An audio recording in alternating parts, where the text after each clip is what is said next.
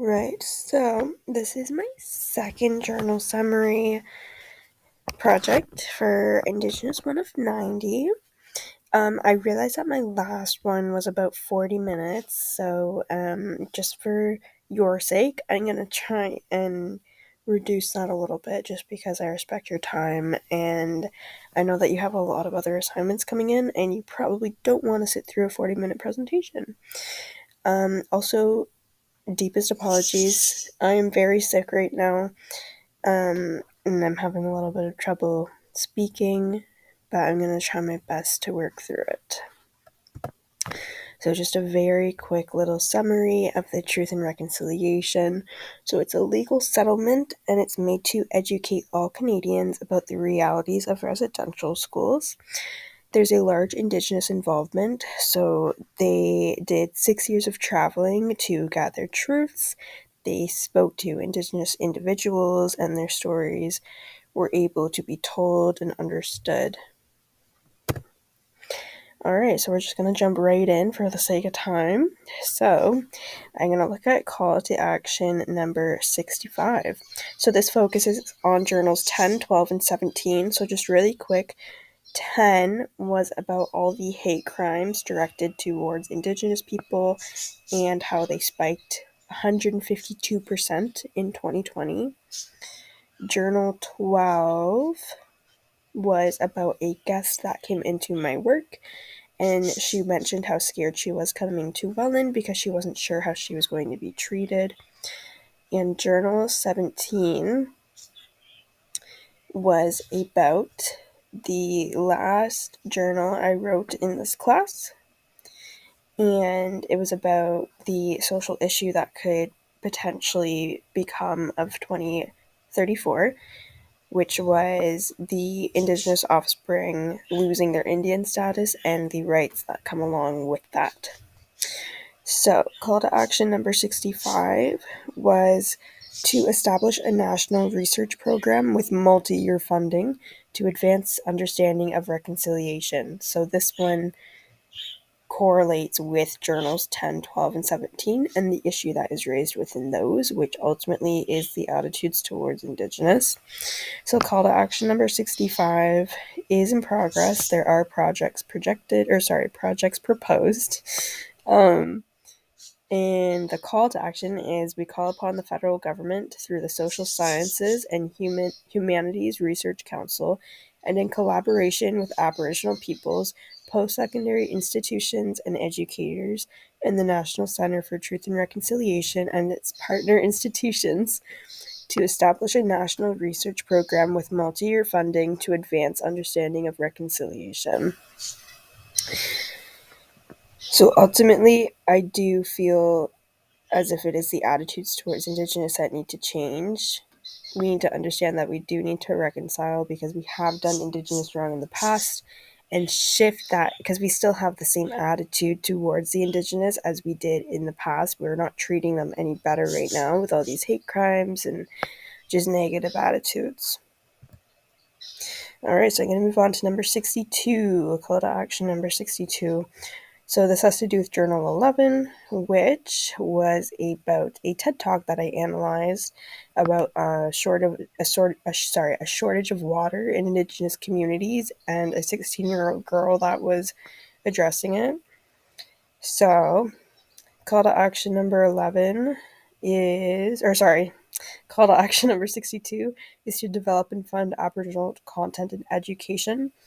So it says we call upon the federal, provincial, and territorial governments in consultation and collaboration with survivors, Aboriginal people, and educators to make age-appropriate curriculum on residential schools, treaties, and Aboriginal people's historical and contemporary contributions to Canada, a mandatory education requirement for kindergarten to grade 12 students, to provide the necessary funding to post-secondary institutions to educate teachers on how to integrate Indigenous knowledge and teaching methods into classrooms, to provide the necessary funding to Aboriginal schools to utilize Indigenous knowledge and teaching methods in classrooms, and to establish senior-level positions in government at the assistant deputy minister level or higher dedicated to Aboriginal content and education. So this call to action is in progress. There are projects underway. And my main concern was why we don't inform students of the effects that environment has on the Indigenous community. This personally isn't something that I knew of. As much as I don't want to admit that, I did actually learn that this year.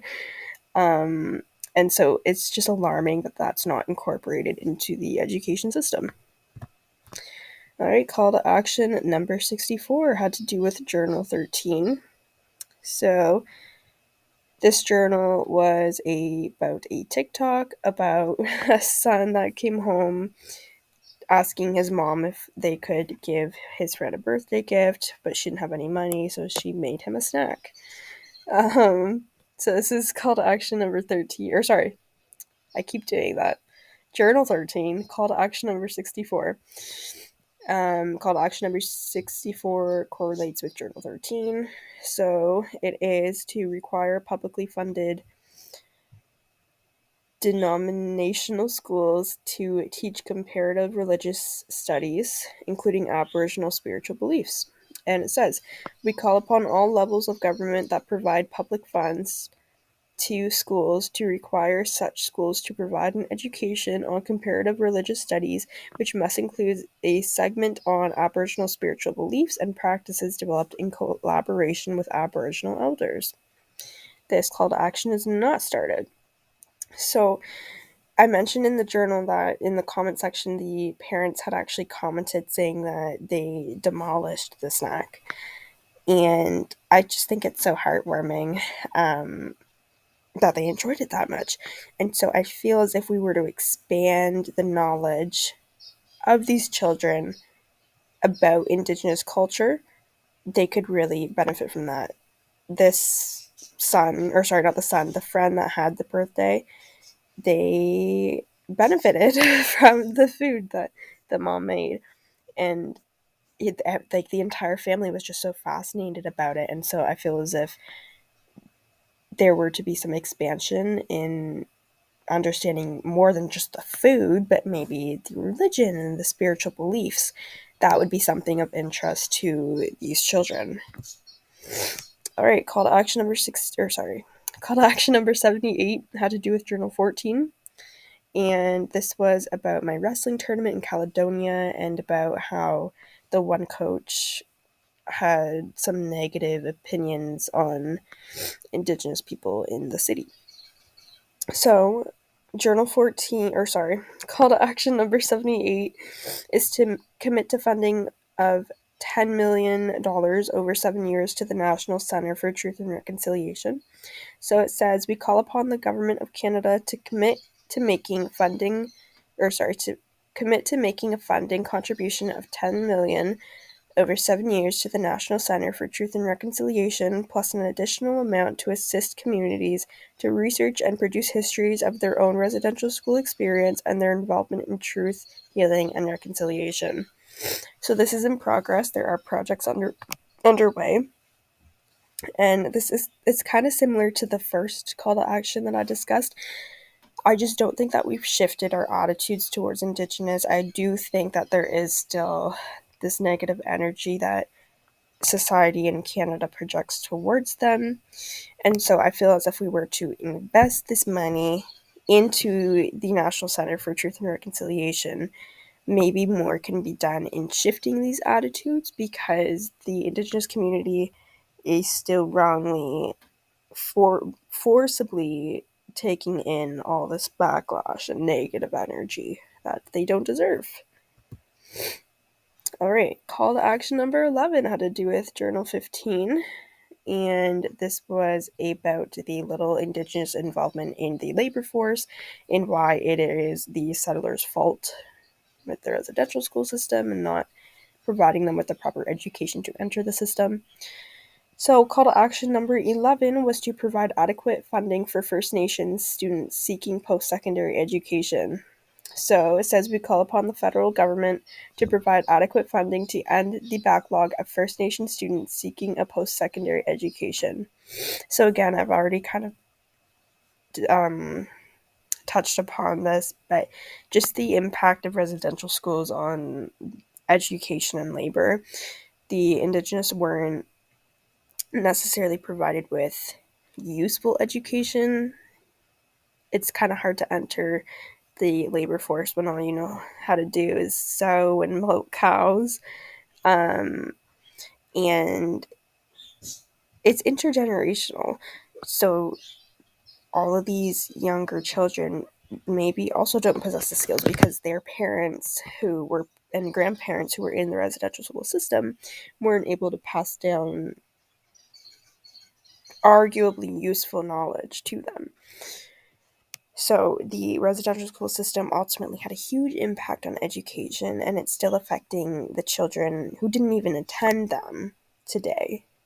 And so we just need to provide adequate funding for the students in order to get them going in the workforce, because it is our fault that they're not there. All right, call to action number 74 had to do with Journal 16. So this had to do with the post that I came across on Instagram about how there are residential school sites that haven't been searched. They've only searched 10 out of 130. So call to action number 74 says to inform the families of children who died at residential schools of the child's burial location. It says we call upon the federal government to work with the churches and Aboriginal community leaders to inform the families of children who died at residential schools of the child's burial location and to respond to families' wishes for appropriate commemoration ceremonies and markers and reburial in home communities where requested. So, this is in progress. There are projects proposed. My main concern here is how much do we value these children? Because we're saying that their lives matter, but we're only searching 10 sites out of 130. So the number of children and the number of families who don't know where their children are buried, it's shameful. And so I feel as if in order to truly show our respect for this community, we do need to go ahead and put the work into search. I do notice that they don't get the Indigenous community, doesn't get the attention that they require in terms of criminal justice, I guess. And this is a huge ongoing issue. And so I really do feel as if this search needs to be continued and actually carried out so that these families can, their brains can be put to rest about the burial locations and their lost children. All right, call to action number 18. So this had to do with Journal 18. I don't know if that's a mistake. Call to action 18, Journal 18. There we go. It's not a mistake. That's so funny. All right, so this was about my sociology seminar and about environmental racism and water runoff and how that affects the Indigenous population. So, call to action number 18 was to recognize and implement health care rights of Aboriginal people. So it says we call upon the federal, provincial, territorial, and Aboriginal governments to acknowledge that the current state of Aboriginal health in Canada is a direct result of previous Canadian government policies, including residential schools, and to recognize and implement the healthcare rights of Aboriginal people as identified in international law, constitutional law, and under the treaties. So this is in progress. There are projects proposed. So ultimately,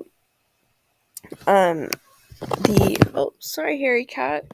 Ultimately, the state of the water is putting Indigenous lives at risk. If they were to ignore the boil advisories, I don't even want to know what would happen to them. So it's ultimately a case of inequality, and it's our doing because we're the ones trashing the water, intoxicating the water, knowing that this is the water that they drink. This kind of ties into another journal that I think might be coming up. No, that's the last one. That is the last one. Okay, so it ties in. yeah, so we're ultimately putting their health and their well-being at risk knowingly.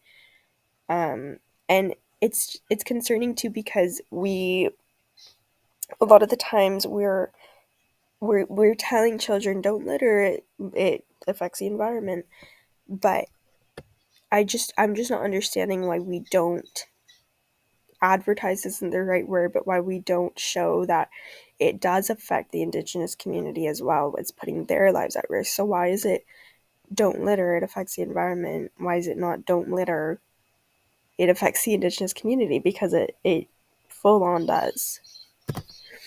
That's my bibliography. And that is all. Thank you so much for all your help this year.